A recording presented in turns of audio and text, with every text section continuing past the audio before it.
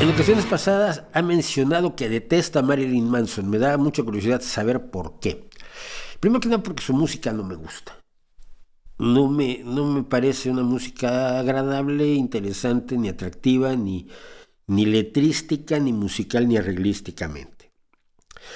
Pero cuando tú te agarras para hacer tu imagen y tu publicidad del nombre de uno de los sujetos más detestables y deleznables de la segunda mitad del siglo XX, como es Charles Manson, pues no esperes mi simpatía. Que es exactamente lo mismo que me pasó con Guns N' Roses cuando grabaron una canción de Charles Manson. ¿Sabes qué? No. No, tienes derecho a hacerlo, por supuesto. No estoy negando el derecho de llamarse Manson perdón, y de jugar a que eres muy malote. Y parece que es peor persona de lo que él mismo se utiliza como personaje.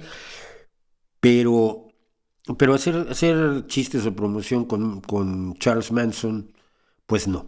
Primero que nada por el enorme mal que incorpora Charles Manson.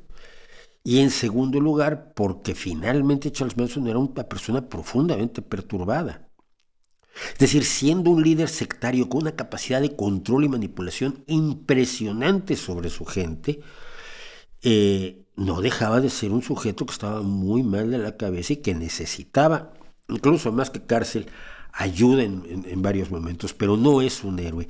Y quienes lo han alzado como un héroe, que fue el caso de, de Axl Rose y el caso de Marilyn Manson, pues no tocan en mis fiestas. Es así de simple.